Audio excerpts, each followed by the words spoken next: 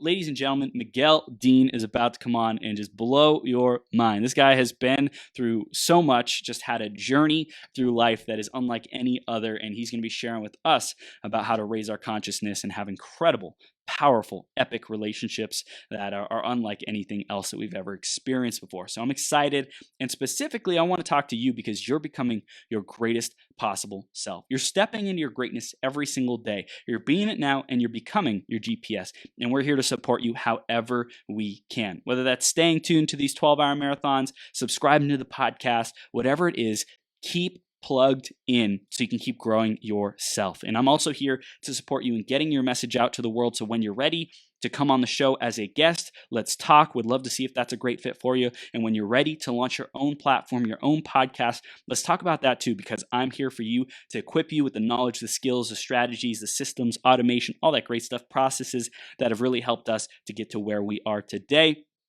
2.5 years of doing this 12-hour marathon, interviewing 600 plus guests, and we are not stopping anytime soon. We are going.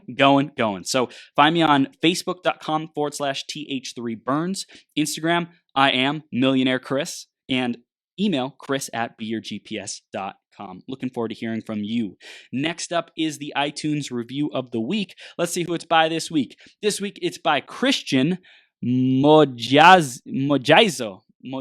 That's a very cool name.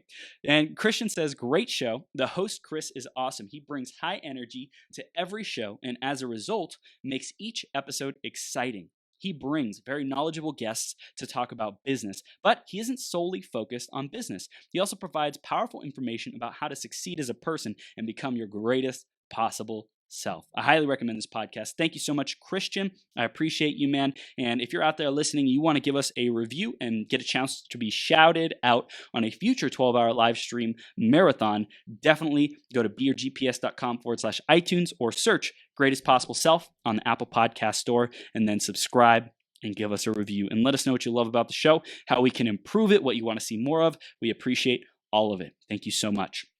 I'm going to introduce Miguel in just a second here. Before that, grab a piece of paper, grab a pen, be ready to take notes because every guest who we bring on has wisdom to share. And if you don't take action on it, if you don't write it down and say, how do I apply this? How do I implement it? How do I put it in my schedule, my calendar, and actually do something about it?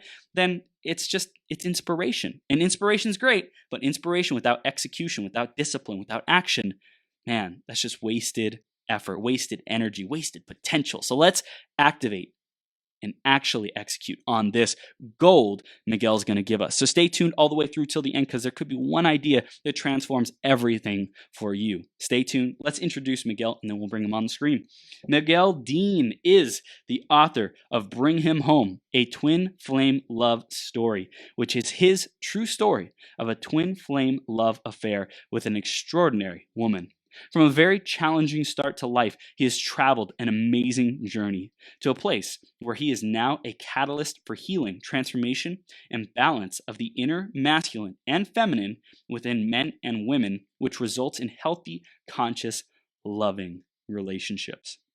Through his speaking, writing, and one-to-one sacred masculine healing sessions, he is committed to making a more beautiful world for the children and generations to come. His knowing is that reconnecting with the sacred in all life, as well as relationships, is key to facilitating this change. And we are going to dive deep into this conscious relationships topic. Miguel, are you ready to rock the house, my man? Yeah, I'm ready, Chris. I'm ready. I'm loving your energy. Yeah. Thank you, man. I appreciate it. We're going to have a blast, man. So let's dive right in. The theme of today is the power of repetition. And we just wanted to hear your perspective, Miguel, on this topic, the power of repetition. What do you have to share about that? Okay, repetition, yeah. Yeah, so there definitely seems to be a recurring theme for me. It's that you do something, it doesn't quite work out. You have a look at how do I need to do this a little bit differently? What can I learn from last time I did it? And we get up and do it again. It's very connected to resilience, isn't it? And perseverance and mastery.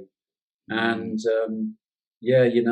sometimes it seems that's why a lot of people don't achieve their potential because we sort of live in a world where there's quite instant gratification focused, Yes. and often I I sometimes say that a boy wants something straight away, Mm. whereas a man, and perhaps in the sacred masculine, sort of digs deep and says, okay, I will dig deep and I will persevere and I will keep doing what needs to be done in order to get there, even though it's a little bit like promoting my book. It's like we just keep plugging away and keep plugging away and we keep plugging away, and it's like, there's a deep knowing that, that is what needs to be done. Nothing in nature or nothing in the bigger picture, happens just like that. Mm. Often it may appear like that, but there's all sorts of repetitions going on behind the scenes, no? Yeah. Yeah. I love it. I love it. I think I really love where we've started this conversation, because the boy is the wonder, is the possibility, is the instant gratification. Like, I'm the creation master and anything I want, I got it, right? It's a very awesome instinct and thing that's built into us. And then I think along the journey we also get to evolve into a mature perspective of understanding that the things that we truly desire, our purpose, our calling, our message that we're here, our gifts that we're here to give to the world, that stuff, it's like planting the seeds and nurturing it. And some things happen right away and it's awesome, and some things take time. So we really get to be patient. And I think that when you become a man or even a woman, when a woman goes from a girl to a woman, there's the maturity of knowing I'm here to nurture what I'm to bring to life. With the baby, right? The father and the mother, they have that patience with the baby to take it from infant, helpless, no power to do anything but just cry, Yeah. all the way into a full-fledged human being, a full-fledged creator of one's reality. And it's such an amazing evolution that a baby goes through, and that we go through. Yeah, but babies are a fantastic example, aren't they, of the power of repetition, because I can't remember the exact figures, but it's something like 100, 150 times that a baby will fall over before he gets close to mastering walking.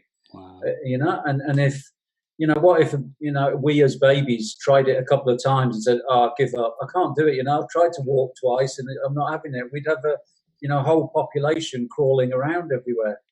But I guess often there are these thoughts, the mind, interesting character, that puts us down and says, because I haven't achieved it, and you're going to look silly, and you feel self-conscious and you compare yourself and all that sort of stuff.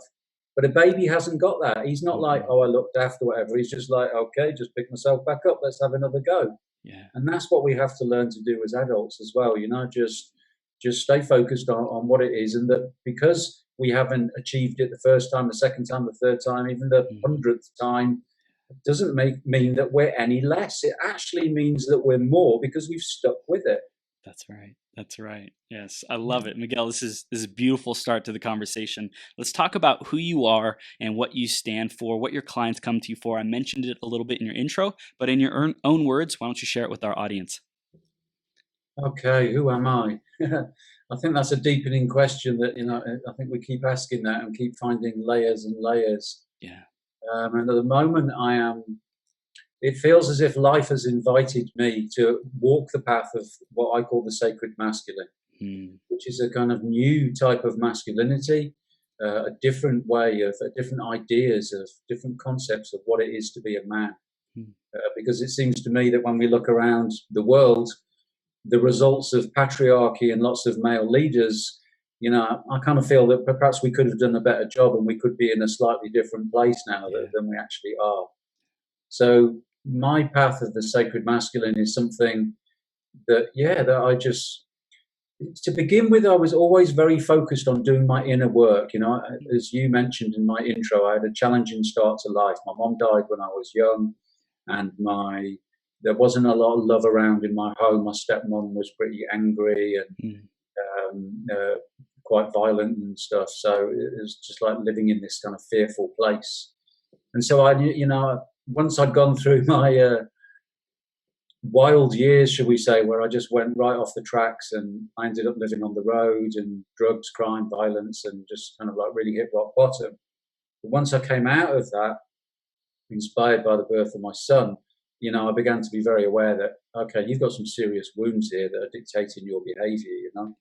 So I really began focusing on healing my own wounds, but very quickly I realized that we are all connected. It's like human beings, we're all different cells in the body of humanity, and what we do to ourselves affects other cells of humanity, maybe around the other side of the world, in the way that we shop, or the choices that we make, or all these different things, the food that we eat.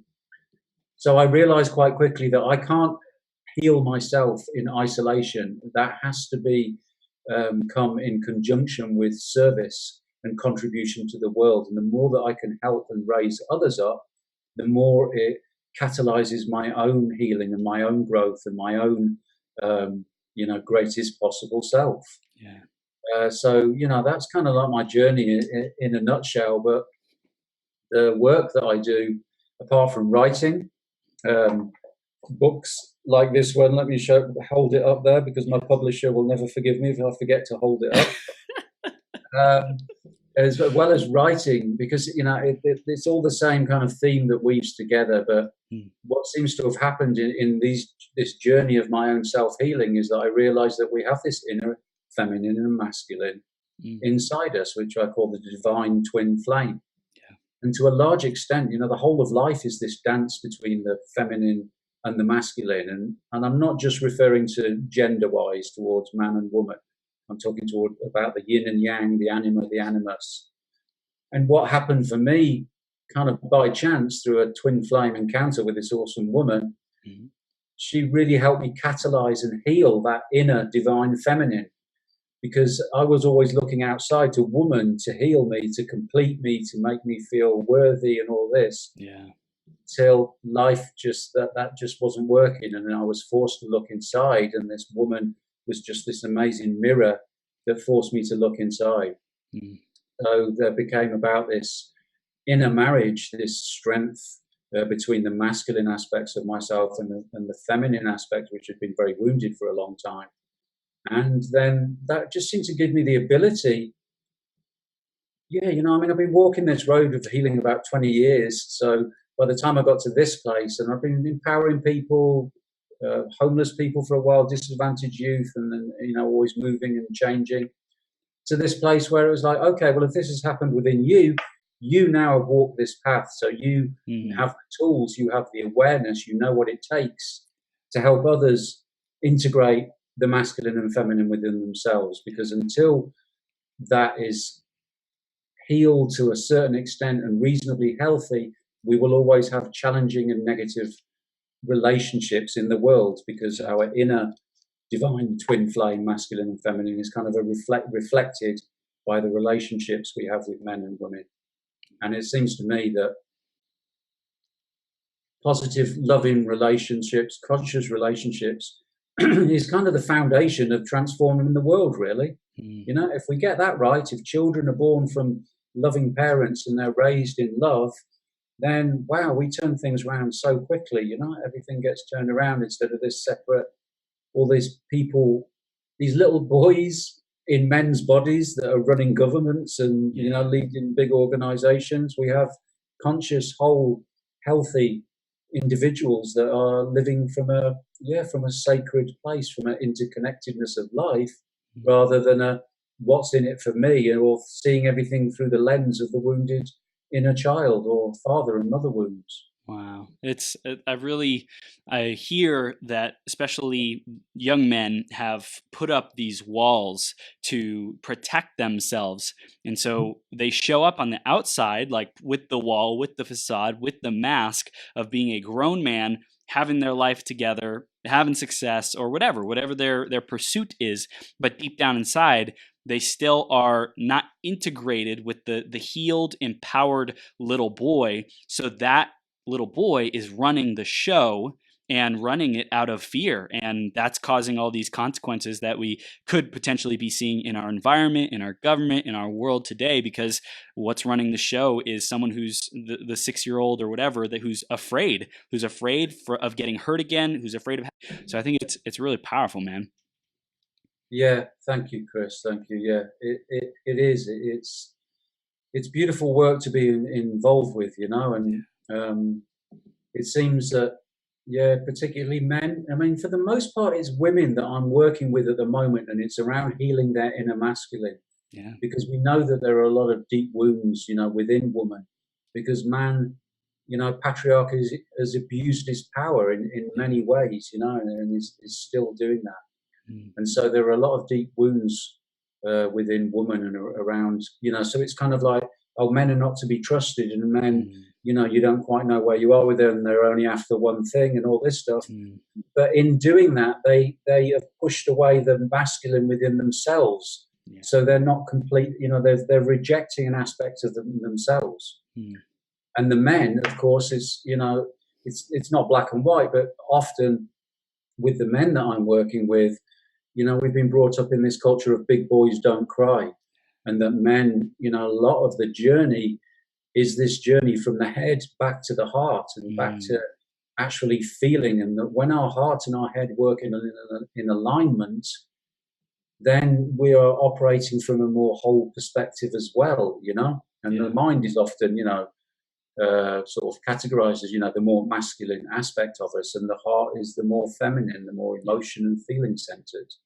So again, it's just bringing, isn't so much of health and success is about balance, isn't it? And so it's about balancing that masculine and feminine within men and women, and each one comes with a different story, but that we're all living different versions of the same story. It's my take on it. We all have our challenges. We were all raised by parents who weren't enlightened, and so we come with our wounds. But in the healing of the wounds is our gift. It's kind of like, you couldn't just be a baby, grow up in a perfect environment and be totally sorted. There's something about going through the journey, through that hero's journey, through those challenges that polish us, that hone us, that bust our hearts open with compassion for others because of what we've experienced ourselves. So yeah. It's gold, Miguel. I love it. So I want to go back into your journey and talk about some of those pivotal moments for you. I know that you mentioned like the having the mirror of a woman who is able to hold that light up to you to discover you were putting the onus on someone else to complete you, to fill you up, to make you whole again. Can you take us back to that time and tell us what you discovered? What were the things that you went through, so to speak, and how did you get through that phase as a more centered, connected to your own source, your own divine masculine and feminine through that period of time? Yeah. Yes. Yeah. So we are taught to look outside, into the world. That's the way we're brought up. But what I've discovered is actually change is always an inside job. It's always an inside job. And so, this healing of ourselves is we have to make the changes inside. And I kind of knew this, and I've been playing with it for quite a while. But it wasn't until I met my twin flame that it was like, okay, well, let's not stop messing around now. Let's really do this work, because I'd made the commitment, and I'd said, yeah, I'm ready to do this work now. And so what happened was, it's in a nutshell, whenever she felt threatened or when things got difficult in our relationship, and this happened really quickly, it was like the honeymoon period was over, like, whoa, it was like this intense bliss and beauty and powerful connection and almost obsession. And then all this purging and this clearing started coming up. And what would happen, because my wounded little boy was always had his radar going to see whether she was going to close down, to see whether she was going to leave, to see whether she was going to abandon me. Wow. Because that was what had happened to me as a baby. So all through my life, I've been carrying this sort of fight or flight sense, and this thing, woman can't be trusted. Don't open your heart fully to her. And so my radar would be going for A, is she closing down? Is she leaving? Is she withdrawing? In fear that that was it. She was going to disappear and never come back again, like my mom. Wow. Or the radar was finding fault with her and being really hypercritical as an excuse to, don't let this woman in, because look, she does this and she does that and she's got that. And it was so, it was crazy. And I was just increasingly able to witness this and understand what was going on. But her default, when she, because of her childhood wound, was that she would close down when things weren't going well for her. She would leave and she would withdraw. And so, there was this perfect dynamic that, and what happened after about 4 months, we went away for a little while for a long weekend, and we had this big argument, and we came back early, and she said, I need some space to think about this relationship. I'm not sure if this is right or if I can handle it. And I said, well, what are you talking about, a few hours or, a day or two? And she said, no, I want a couple of weeks. And something inside me, well, the wounded boy just heard that, and she left. And I just kind of fell to pieces, really. I just fell to pieces, because it wasn't the man that fell to pieces, but it was, she had triggered exactly that perfect, scenario that my woman was gone, mother was gone, the feminine energy was gone, and I didn't know if she was coming back.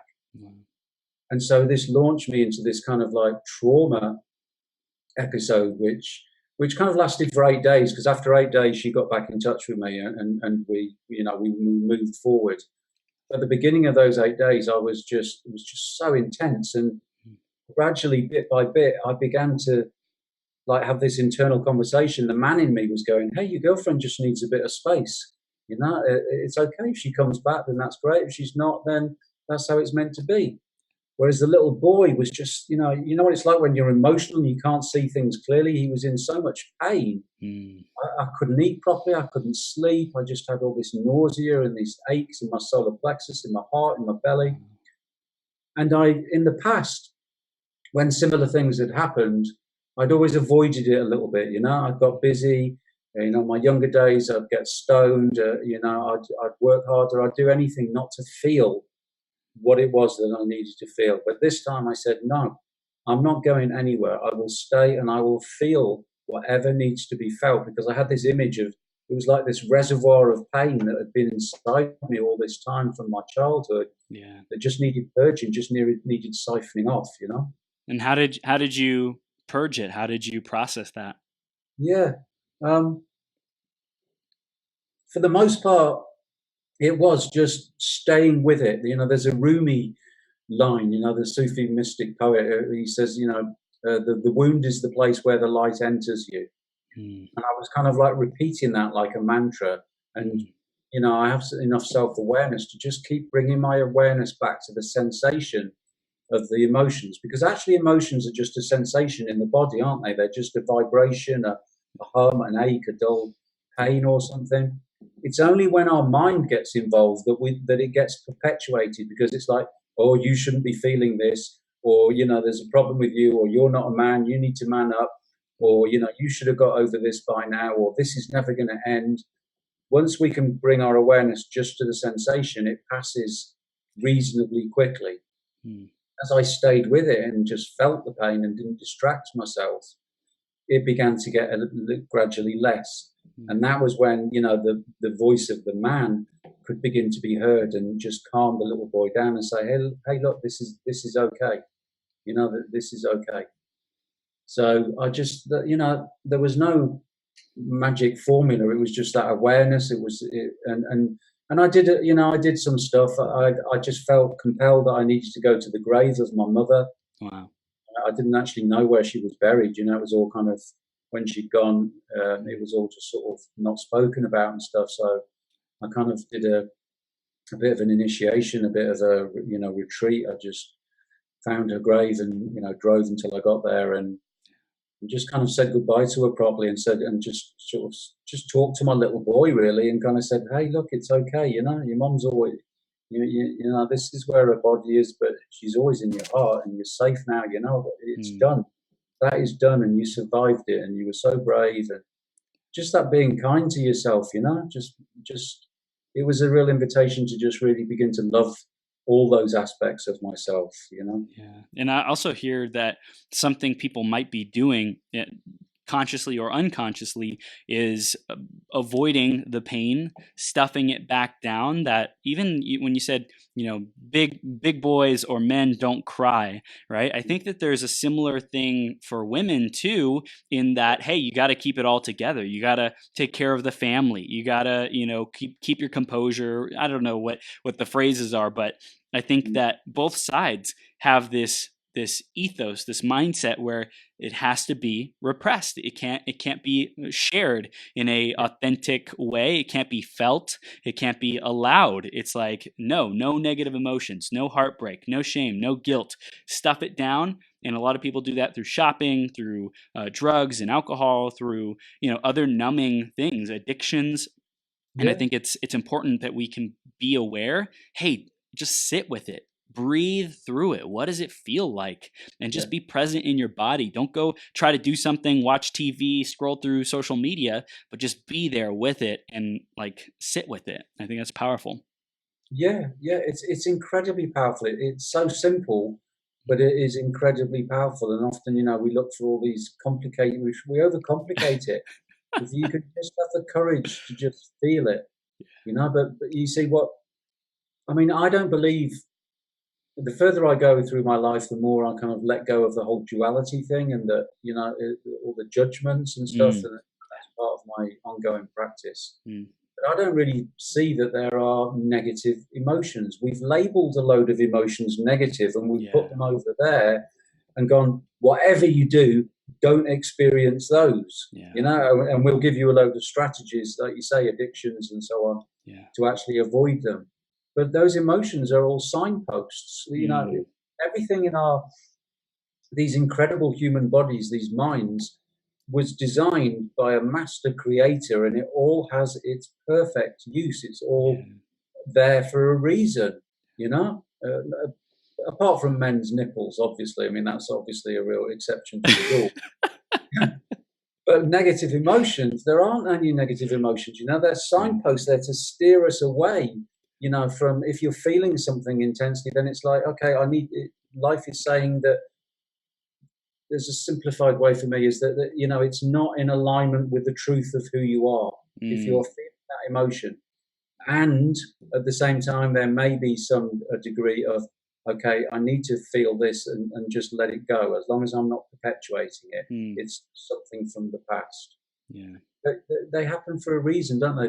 These negative emotions, and they're always to bring our awareness to something that isn't in alignment with truth, with love, or using your words of being our greatest possible self. Yeah. So how would you recommend that we label or relate to the spectrum of emotions that someone would typically call negative? Like, how can we distinguish between the pain? Is it painful emotions, and then empowering, freeing emotions is on the other side of happiness and joy, that kind of thing?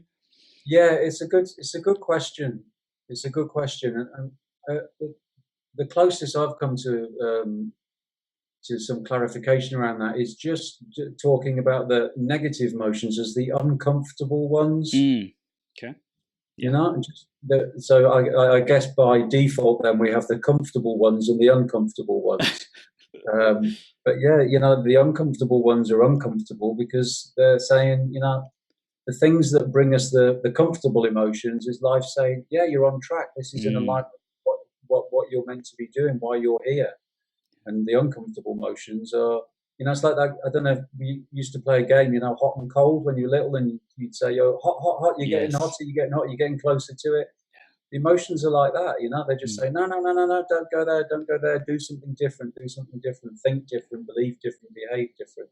Mm, yeah, so Yeah. it's like an indicator. If we can relate to emotions as indicators, like I Mhm. want more indicators that I'm going in the right direction. I'm moving towards my Yeah. bliss, my light, my love, my source.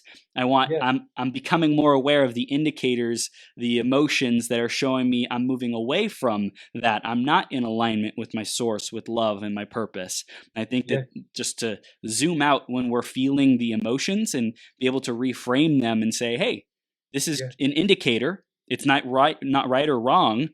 And if I yeah, keep resisting it, if I keep trying to run from it, it's going to persist. It's going to want to overpower me. It's going to want to be validated because it's an indicator that is a part of me. And if I say I don't want it, then I'm saying I don't want a part of me, and that yeah. like creates resistance.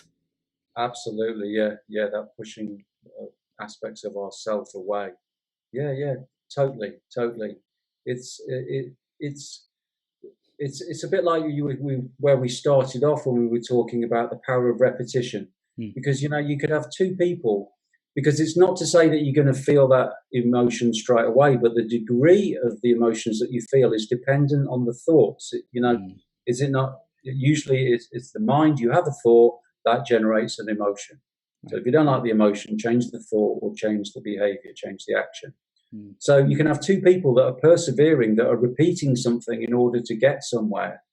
One person can be experiencing very little uncomfortable emotions because he is locked on. He knows what he's doing. He knows he's not going to get there straight away, and he knows it's going to perhaps take some hard work and some repetition and so on. Whereas the other person might be doing exactly the same thing, but their thoughts may be, oh, I should have done this by now. Oh, I'm never going to be able to do this. Oh, Yeah. I always mess up. And I bet he's doing it quicker and better than me. And I don't know if I'm, you know what I mean? And then that will be generating all these different emotions, in their body.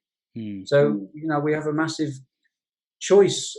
And I guess one of the powerful tools, of course, is the acceptance. Once we accept, okay, I'm feeling a bit of discomfort, then it will dissolve rather than, as you would say, just saying, if we put resistance and try and deny an aspect of ourselves, we're resisting it. Life is saying, hey, I've got to turn up the heat because I'm trying to bring your attention to something, and we're going, no, shove it down, numb it, avoid Hmm. it, and it's like, okay, well, I'm going to have to turn up the heat because you're not getting this. Yeah. Man, dude, this is powerful. So, like, really acknowledging the emotions. That's number one, Miguel, and Mhm. allowing us to process them.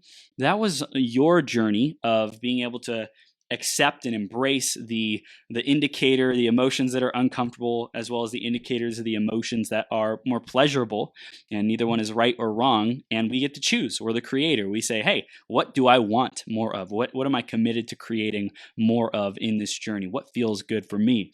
So after that point, you got some awareness for yourself. When did it start becoming a priority for you to teach others this information and serve others from what you had really learned and started to integrate into your own life? Yeah, it's been different levels and different layers. So yeah, I began teaching and a passion for empowering others, I say, about 20 years ago.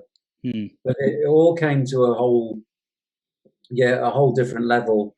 Really, it was really just a year ago that there was this really big shift within me. There were kind of like some weird experiences and spiritual experiences and so on. And Hmm. I mean, when I really sort of became aware that it was like I've been playing small a little bit still, and there was a little bit of me that just wanted to sort of like just dip my toe in and just help a little bit here and there, but not fully commit to this is the path and this is what I commit my life to. Yeah.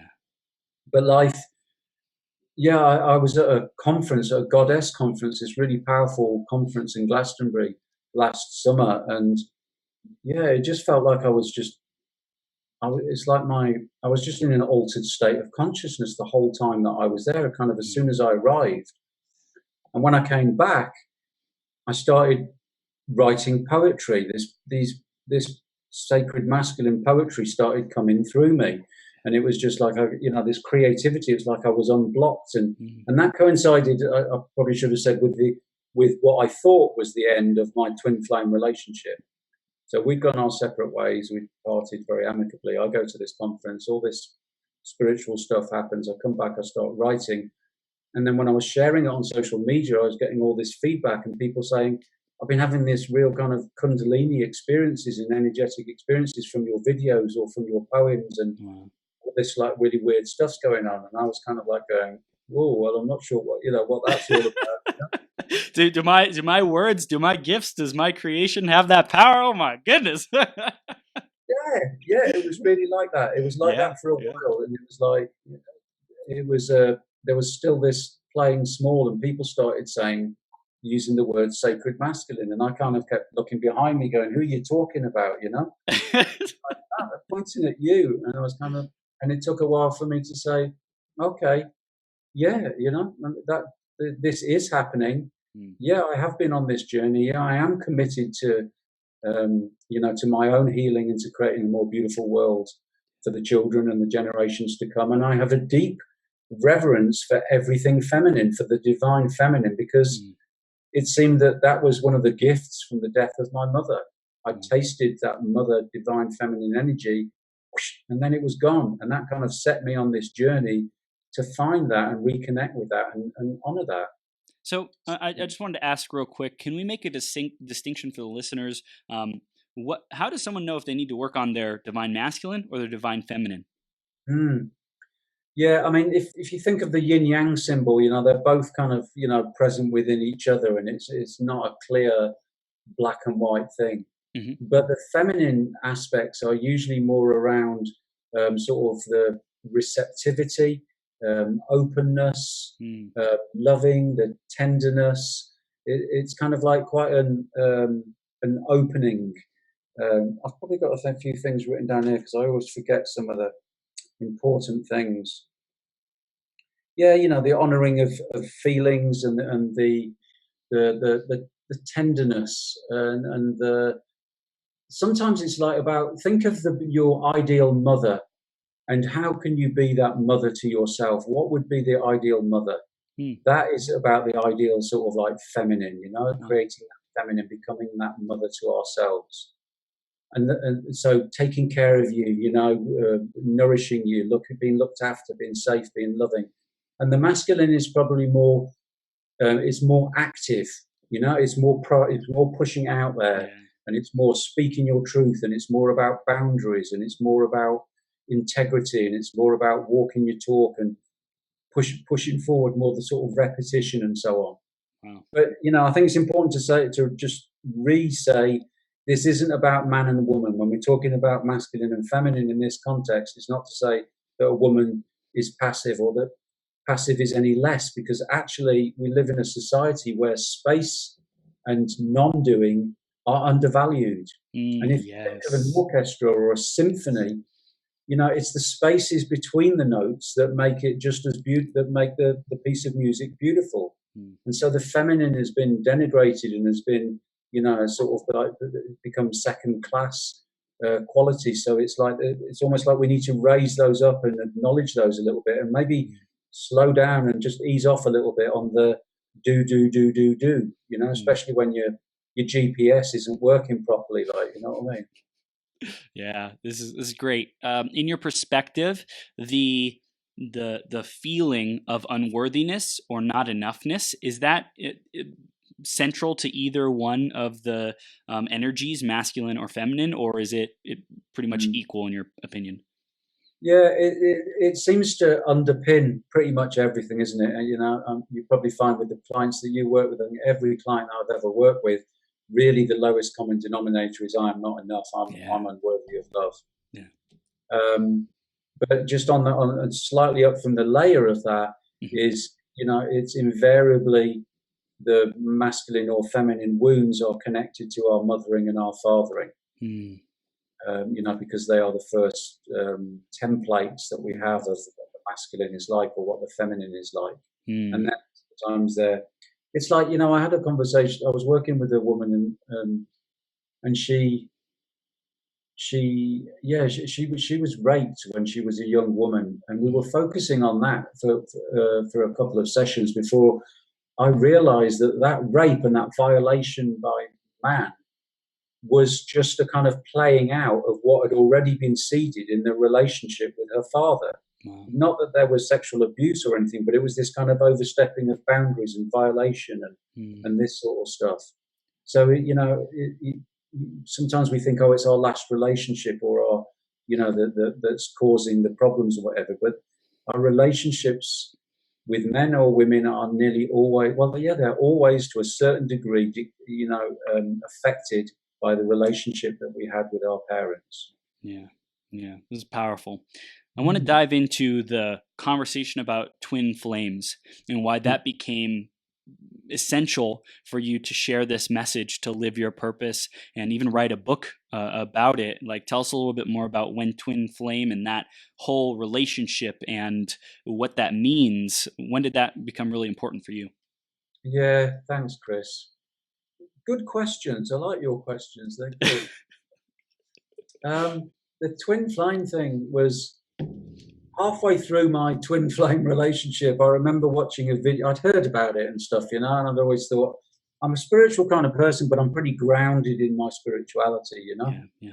And I'd always thought this twin flame stuff sounded a bit woo-woo to me, So I tried to be open to everything, but I was like, I'm not sure that I need to really, find out more about that. But what it by chance, in one of the what I call a twin flame sabbatical, where me and my partner had separated because it all just got too intense and it was too painful. Yeah.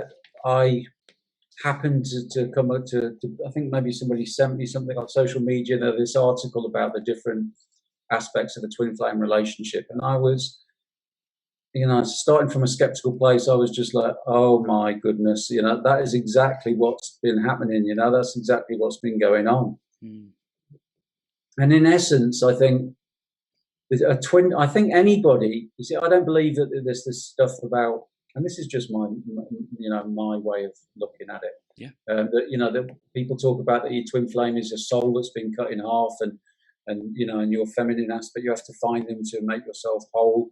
That doesn't resonate for me. I believe that pretty much anybody, when there's an attraction, there potentially will be your twin flame. And what will determine whether they're a twin flame or not is the deepness of your commitment to love, to loving yourself, and to being with this woman or being with this man. So that commitment, it seems, and with a little bit of divine orchestration of life, finding the right person and you to collide in the cosmic soup of 8 billion people just at the right time and at the right place, put those together, and you just get this supercharged, powerful opportunity to come home to the truth of who you are. Because your twin flame is just somebody that will really mirror any wounds and will bring up anything that is not love within you, will come to the surface, to be healed, to be set free, to be released. Anything that is not in alignment with love and truth, they will bring to the surface. And I think what often the misconceptions with twin flame is that that's as far as it goes. That my twin flame, will complete me, and then we'll live happily ever after. But it's this remembrance that the reason why this woman, in my case, is in my life, is to catalyze and facilitate the healing of my inner twin flame. And that's what makes me whole. And then that's what makes a healthy relationship. Because when I am whole unto myself and she is whole unto herself, then there is no codependency. And we come together with a whole different energy. And then if you want to get really woo-woo, then we can really start transcending into this place of sacred sexuality and oneness and divine union, which I believe at the end of the day is what we're on this planet for.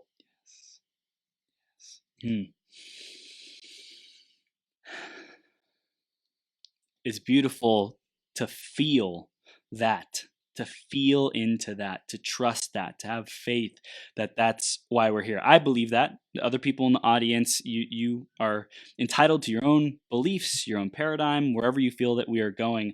I totally resonate with that, Miguel, of really harmonizing those energies with the person of the opposite sex for me, the woman of my dreams, who's able to reflect back to me so I can evolve and really bring together my own twin flame within me, and then create that relationship with the twin flame outside of me, who's like my life partner, to constantly be reflecting and checking, hey, am I truly aligned with both the energies and showing up as my greatest possible self?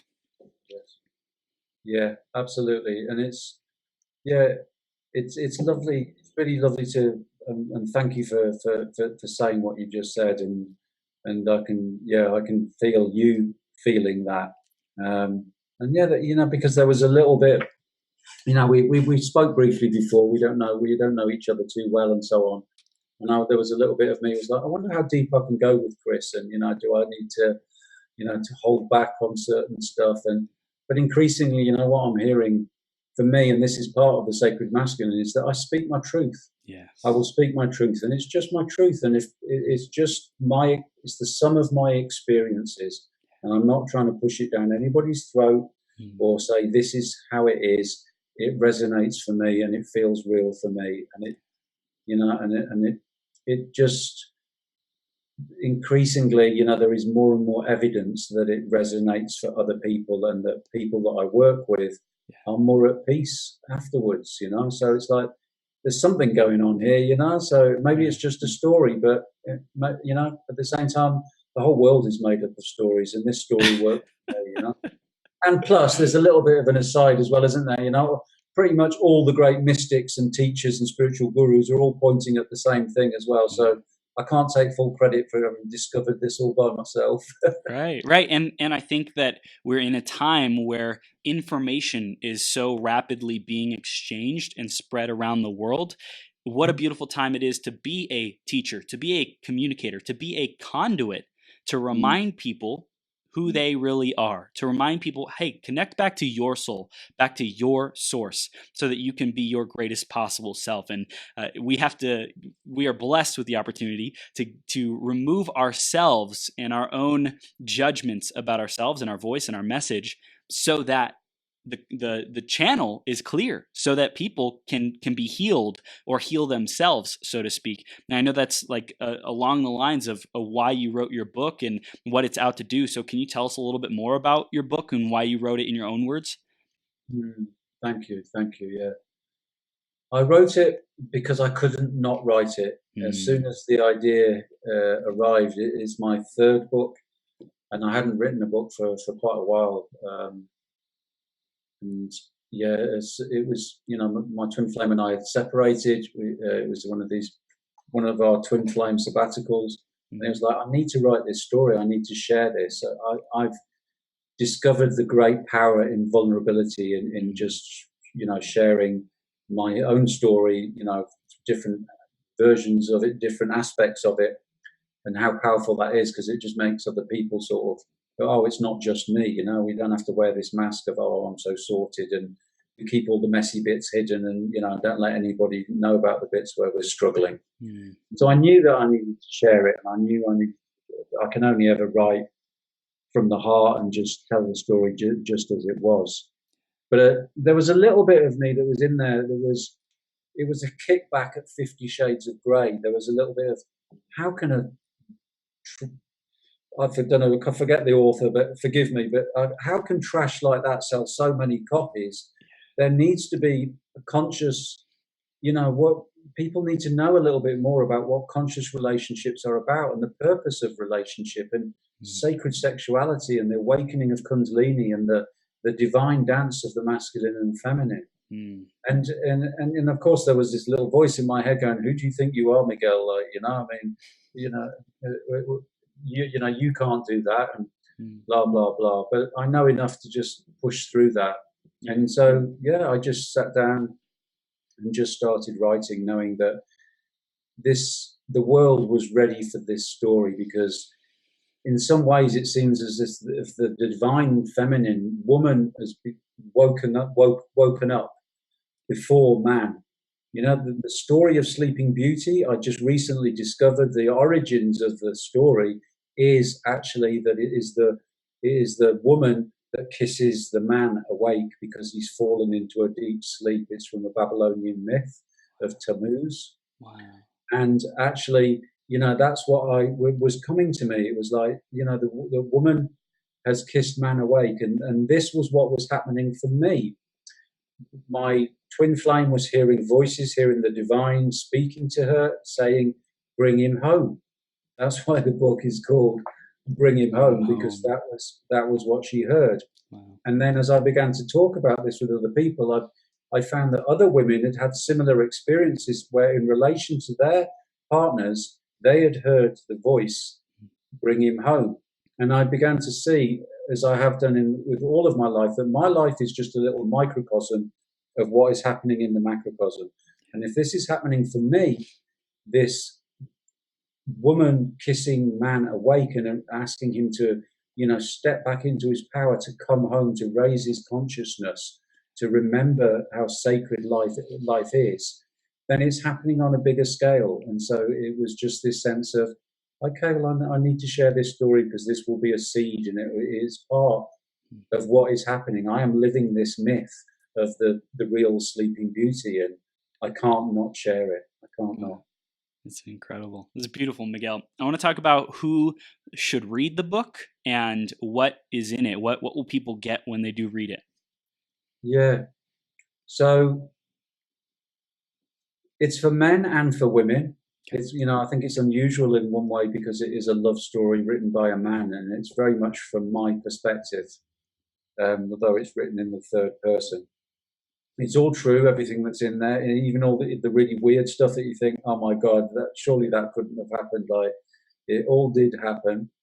And the feedback that I'm getting is that people are saying that it is, as well as a beautiful and a book that they can't put down, but they're saying that what I call the sacred masculine energy transmission, Wow. is healing their sacred masculine. And sometimes it can be, I'll be honest, a little bit uncomfortable in that it's showing people things about themselves, because we're all living different versions of the same story that they hadn't quite realized or wasn't quite in their awareness. So it brings stuff to consciousness, and it brings stuff to consciousness around, the sacredness of relationship. So it's a very much the editor, when he the initial feedback said, it's unusual to find a book that is so much show and not very much tell, because he said most books tell you how to do relationships. Your story just shows the reader exactly what happened, so that they can work out for themselves what applies and what pieces, that resonate for them. So it's a book of, it's got that sacred masculine energy transmission. It's a seed for healing. It's a seed to inspire men, perhaps, how to be more sacred and more conscious in their respect and reverence of woman, because she is an incredible, beautiful creature that is, to be honored and revered. And it's a seed of hope for women, that there is a different way of relating, and that there is a new masculine energy that is awakening and that is arising on the planet. Yeah. So, if you just want a really good love story, then it's great. If you want something deeper, then it's powerful as well. And yeah, I'm not great at blowing my own trumpet, but That's why I'm here. That's why I'm here, Miguel. Everyone, go get this book. Bring him home. You will awaken things within yourself, and like you said, bring those the trigger points, the triggered energy, the stuff that we may have overlooked or brushed underneath the rug. That will come to the surface, and we get an opportunity, a gift, a blessing to integrate that, to heal it, to integrate it, just by being witness to your journey and your story, Miguel. So it's freaking powerful, man. Thank you. That was a beautiful summary and a rephrasing. Thank you, Chris. Yeah. You're welcome. And I acknowledge you for the courage that it has taken just to get to where we are today. I know it's going to take even more courage to get this message out in bigger and bigger ways and serve even more people. And there's so many people who need this, Miguel, who are counting on this, who are, their soul. It's like, they're like, Miguel, come on, we're waiting for this message. We're ready for it. We're ready to transcend the pain, the suffering, the being asleep, both men and women, and bringing awareness to what we can do, how we can show up, who we can be in the world, so that it's really our greatest possible self. It's really the best life ever. It's really bliss. Like, I want more bliss on this planet, Miguel, and you are a conduit for that. So let's step it up even more, man. I got your back. Let's go. Thank you, Chris. That's beautiful. Yeah, and I concur with everything that you say, and I really appreciate your energy and yeah, the work that you're doing. And it just, I spent a lot of my years working with very disadvantaged youth that had so given up, and that were. So to meet a young man like you who's just achieved what you've achieved and are doing what you're doing, it really fills my heart up as well, And it's like, there's hope. There's planets in it. We're in an interesting place, this journey of humanity at the moment. But we're it gives me hope and it gives me faith in it, and it just fills me up, when I meet people like yourself. So thank you as well. Thank you, man. So let's wrap it up with, how can people stay connected with you? How can they get the book? And we'll do that, and then we'll go into like just the final parting words that you want our audience to walk away with and really integrate into their own lives. But first, let's tell them where they can go, how they can take action, how they can get the book.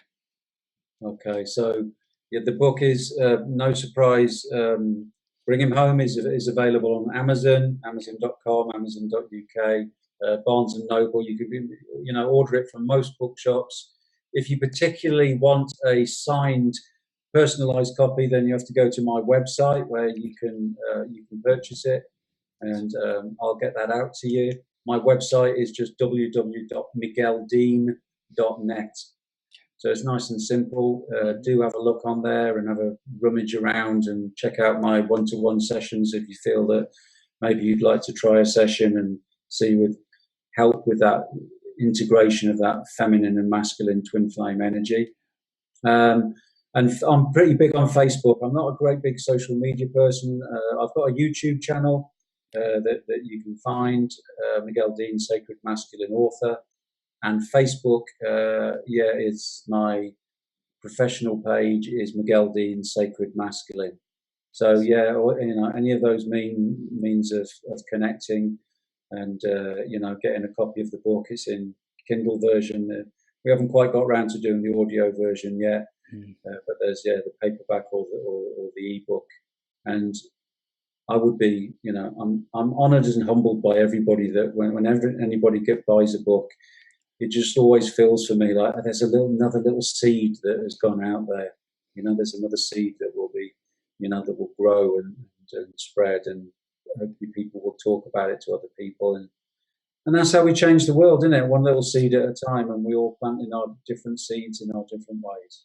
That's right. That's right, Miguel. Absolutely. So everyone, you can go to www.migueldean.net. That's MIGUELDEAN.net. And also facebook.com/Miguel Dean Author is how you can find him on Facebook, and just search Miguel Dean. You'll be able to find him, and definitely get a session scheduled if you felt like, man, I'm ready to reintegrate the masculine and the feminine. I'm ready to step into my greatest possible self. Miguel can definitely help you take those next steps. So thank you so much, Miguel. And let's talk about the final takeaways, what you really want to drive home from this conversation, man.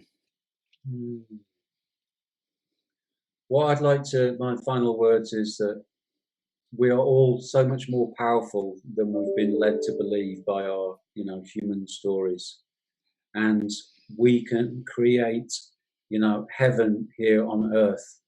It's always the little steps, little things, positive things, power of repetition, done over and over, result in massive changes. That is how I've got from where I was, a wounded little boy, to a drug addict, to homeless, to on the streets, to in a mess, to in this privileged place where I am now, of just being able to maybe facilitate a little bit of positivity and a little bit of something beautiful in the world. So just believe in yourself. Don't play small. Push through the fear, but be in a gentle, kind, loving way.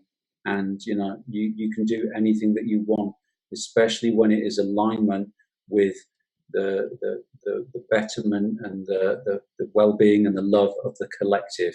If our personal goals are in alignment with the collective's goals, then you've got the divine consciousness behind you, and that is always going to be a winner. Yes, absolutely. Absolutely, Miguel. Thank you so much, man. I love you, brother. I appreciate the light that you're spreading in the world and this gift and all of your gifts that you're bringing to humanity. Keep up the epic creation. Keep playing big, man. I appreciate you. I see you. I acknowledge you, man. Thank you. Thank you, Chris. Yeah, thank you. And same to you. Same to you. Absolutely. Just mirror all that straight back at you. Lots of Thank you. love. Lots of love. Yeah. Thank you, brother. You have an amazing rest of your day, Miguel, and we'll see you soon, okay? Yep. Yeah. Bye bye for now. Bye bye. Bye bye for now.